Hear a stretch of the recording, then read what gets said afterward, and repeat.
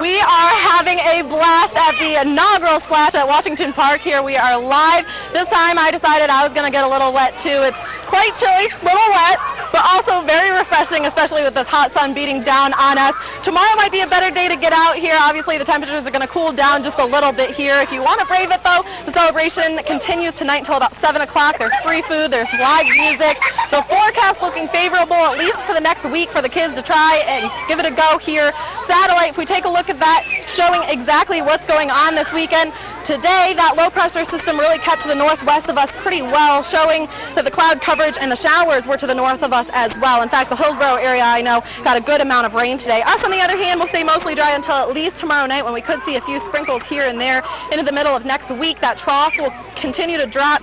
That will keep our temperatures cool well into the next 7 days or so. But we might moan and groan about the temperatures. The rain is going to stay pretty far and few in between the sunshine. We start the FUTURECAST tomorrow at 9 a.m. You see all that green kind of moving around north of us, those lines really far apart, meaning we're staying dry for that time. We fast forward overnight though, and you see a few of those sprinkles will trickle into the area Friday night going into Saturday. Saturday morning we could see a few of those sprinkles stick around well into about mid-morning or so. So if you have any plans, try to keep them covered just in case. At first it's looking like it's going to basically get everywhere except for Eugene, but as we continue FUTURECAST again, we again might see those trickles here and there. Otherwise, it should be out of our area by Sunday. We should be back to sun clouds really kind of on and off there.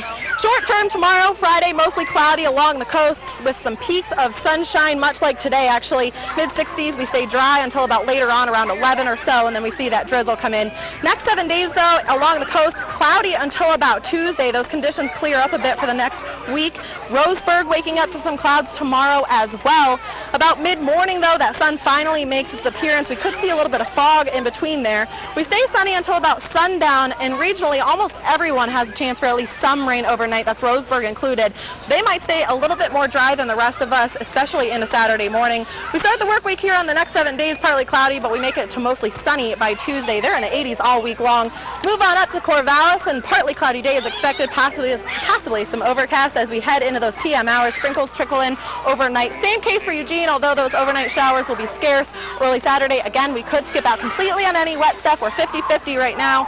And then we break it down day by day for the next week, and you see those temperatures still a bit on the cool side, but sunny as of Tuesday. Thursday feels a little bit more like July, which is all good news since the M's are finally back at home. And I told you I would have a tip for you to come here and stay dry if you want to bring the kids, or maybe come for lunch here, or even maybe between your weather segments. There's a central area for adults to sit and supervise, which is just as cool as the spray area itself. Right now, those parents keeping relatively cool off to the side, out of the wetness. Remember, the celebration tonight continues until about 7 o'clock. Just make sure that you bring a warm towel. Nohe and Matt, do you think you're going to make it out here?